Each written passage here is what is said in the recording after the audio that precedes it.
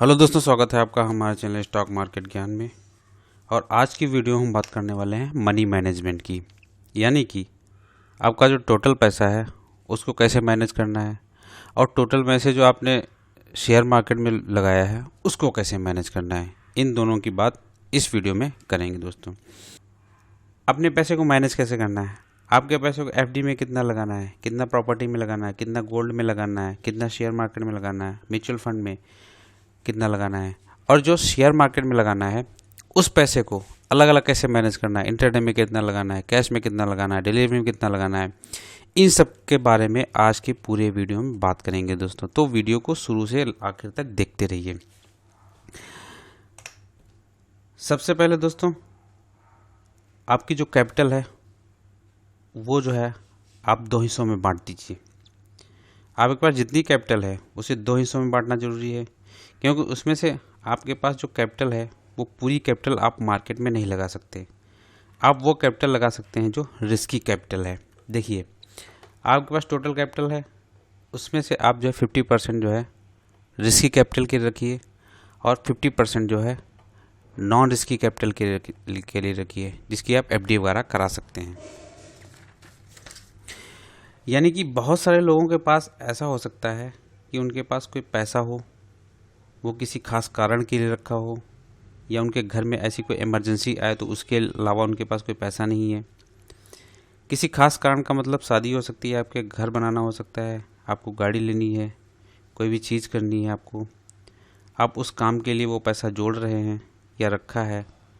आपकी पढ़ाई के लिए हो सकता है, कोई ऐसी चीज़ जिसके लिए आपने वो पैसा रखा हुआ है, वो आप स्टॉक मार्केट में नहीं लगा सकते। क्योंकि चाहे कितना ही समझदार आदमी हो, चाहे कोई भी स्टडी कर ली हो, रिस्क तो है, ये तो मानना ही पड़ेगा आपको। क्योंकि रिस्क अगर नहीं होता तो रिटर्न भी नहीं आएगा। रिस्क जुड़ा है रिटर्न के साथ, क्योंकि रिस्क नहीं होगा तो बैंक में मिलता है 5-6% वही मिलेगा। रिस्क है इसीलिए यहाँ रिटर्न ज़्यादा है।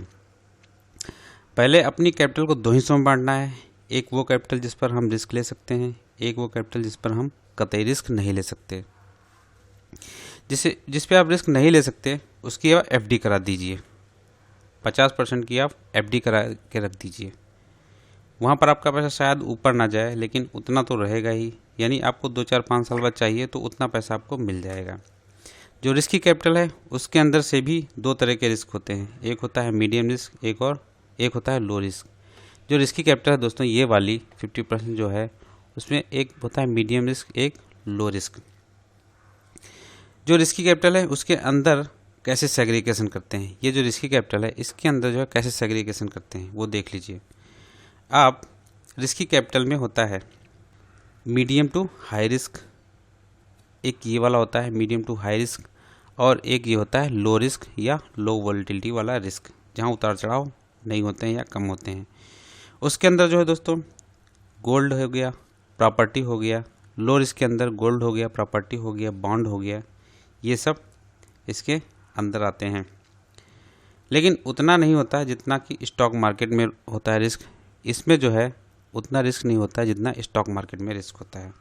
अब हाई रिस्क के अंदर आ जाइए दोस्तों। इसके अंदर कौन कौन से आ गए हैं, स्टॉक मार्केट और कमोडिटी मार्केट। हाई रिस्क के अंदर दोस्तों एक स्टॉक मार्केट आ गया, एक कमोडिटी मार्केट आ गया।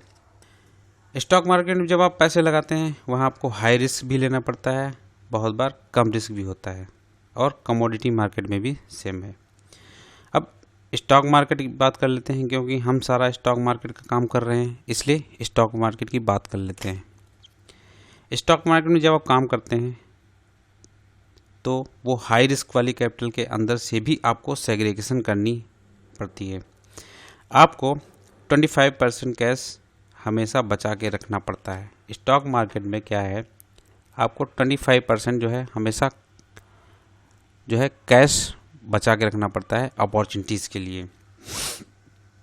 कोई भी अपॉर्चुनिटी आती है बीच में, कोई भी ऐसी खबर आ गई जिसकी वजह से स्टॉक गिर गया 10%, 20%, 30%, और आपको लगता है कि मेरा चार्ट भी अच्छा बोल रहा है, ये सब कुछ ठीक है, वहाँ पर लेने के लिए आपके पास पैसा होना चाहिए।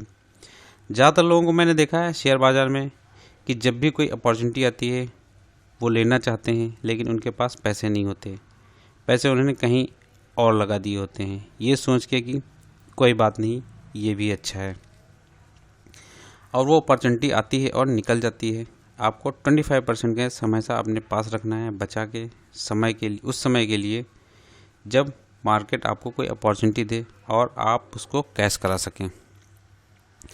बाकी इसमें जो है 75% जो है पैसा, उसमें से केवल 20 to 30% पैसा ऐसे इंस्ट्रूमेंट लगाना है जो बहुत ही अल्ट्रा शॉर्ट टर्म होते हैं, यानी फ्यूचर ऑप्शन हो गया, उसमें आप लगा सकते हैं। आपको केवल 30% पैसा इसके अंदर लेके जाना है, इस वाले के अंदर, और 30 to 34%, 35 to 45% ये वाला पैसा आपको डिलीवरी के अंदर, यानी कोई स्टॉक आपको अच्छा लग रहा है, 6 महीने के लिए, 8 महीने के लिए, 1 साल के लिए, 2, 4, 5 साल के लिए इन्वेस्टमेंट करना चाहते हैं, या ETF ले सकते हैं।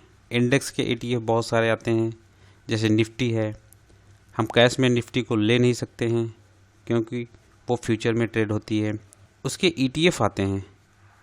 अगर आप लेना चाहें निफ्टी को ख़रीद के अपने पास रख सकते हैं ETF के तौर पे।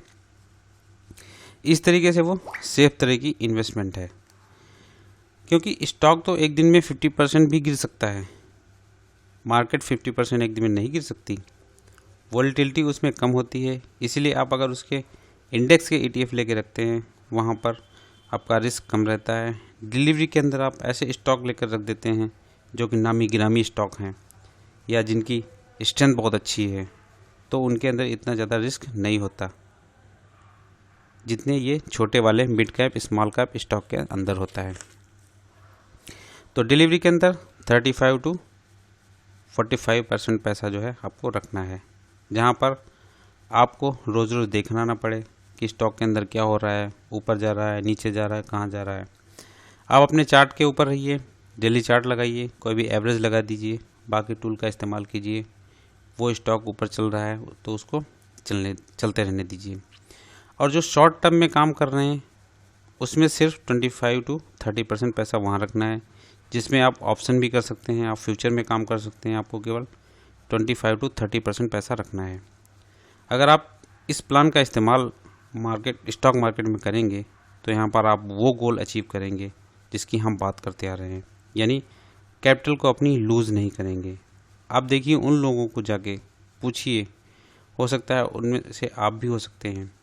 पहले दिन आए थे 5 लाख रुपए लगा दिए, उसके बाद सारा दिन कभी फ्यूचर कर रहे हैं, कभी ऑप्शन ले रहे हैं, कभी ये कर रहे हैं, कभी वो कर रहे हैं।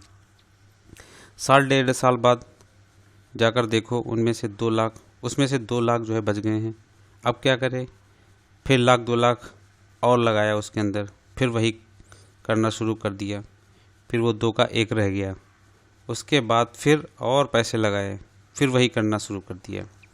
बहुत सारे लोग ऐसे हैं, वही करते आ रहे हैं। एक बात ज़िंदगी की याद रखिए दोस्तों, कान खोल कर सुन लीजिए, अगर आप वही कर रहे हैं जो आप पहले कर रहे थे तो रिजल्ट भी वही होने वाला है जो पहले होता था।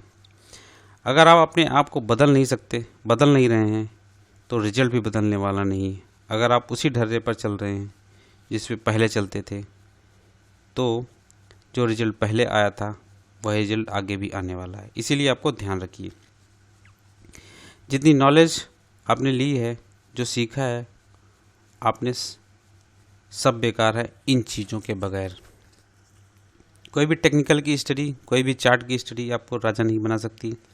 आपका डिसिप्लिन, आपकी सोच और ये जो बातें हम कर रहे हैं, वास्तव में ये न्यू है पूरी इस चीज़ की, क्योंकि इसके ऊपर आपकी वो पूरी बिल्डिंग खड़ी होगी।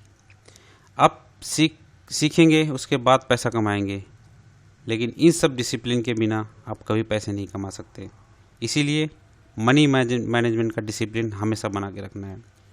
मार्केट के पुराने ट्रेडर से बात कीजिए, वो भी बता देगा आपको कि ये जो रूल्स हैं इनके बिना सारा ज्ञान जीरो है।